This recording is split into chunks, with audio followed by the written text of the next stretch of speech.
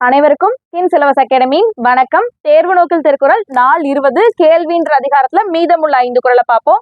முதல் குறள், எனைத்தானும் நல்லவை கேட்க அனைத்தானும் ஆன்ற பெருமை தரும். அதாவது சிறிதளவா இருந்தா கூட நன்மையை தரக்கூடிய கேள்வி செல்வத்தை நம்ம பெற்றுக்கணும் அப்படின்னு சொல்றாங்க. அது ஏன் அப்படின்னா, நம்ம எந்த அளவுக்கு தெரிஞ்சுக்கிறோமோ அந்த அளவுக்கு அது நமக்கு பெருமையை தரும் அப்படின்னு சொல்றாங்க. அடுத்த குறள்ல, பிழைத்துணர்ந்தும் பேதமை சொல்லார் இழைத்துணர்ந்து ஈண்டிய கேள்வி அவர். அப்படின்னா என்ன அர்த்தம் அப்படின்னா, கேள்வி அறிவு நிறைய உடையவங்க என்ன பண்ணுவாங்க அப்படின்னா, மற்றவரோட கருத்து பிழையா இருந்தாலும் அதை என்ன சொல்ல மாட்டாங்க அப்படின்னா, இழி சொற்களை பயன்படுத்தி அவங்கள சொல்ல மாட்டாங்க அப்படின்னு சொல்றோம்.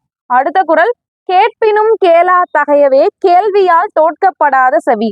அதாவது கேள்வி செல்வம், நம்மளோட செவியின் வழியா கேள்வி செல்வம் நமக்கு உள்ள போகல அப்படின்னா அது என்ன அப்படின்னா, கேட்கின்ற செவியா இருந்தாலும் அதை கேட்கின்ற தன்மை அதுக்கு கிடையாது அப்படின்னு சொல்லி அதை சொல்லியிருக்காங்க. அடுத்த குறள், நுணங்கிய கேள்வியர் அல்லார் வணங்கிய வாயினர் லாதல் அரிது. அப்படின்னா என்ன அர்த்தம் அப்படின்னா, நுட்பமான கேள்வி அறிவு இல்லாதவங்க கிட்ட பணிவான சொற்கள் அப்படின்றது இருக்காது, அவங்க பணிவாவே பேச மாட்டாங்க அப்படின்னு சொல்றாங்க. அடுத்த குறள், செவியின் சுவையுணரா வாயுணவின் மாக்கள் அவியினும் வாழினும் என் அப்படின்னு சொல்றாங்க. அதாவது செவியின் சுவர், செவி வழியா உள்ள ஒரு சுவை என்னன்னா கேள்வி செல்வம். அந்த கேள்வி செல்வம் இல்லாம வெறும் வாயுணவின் சுவையை மட்டும் அறிஞ்ச மக்கள் அவையினும் வாழணும் என் அப்படின்னா, இருந்தால் என்ன பயன் இறந்தால் என்ன பயன் அப்படின்னு சொல்லியிருக்காங்க. நாளைக்கு வேற ஒரு அதிகாரத்தை பார்ப்போம். நன்றி.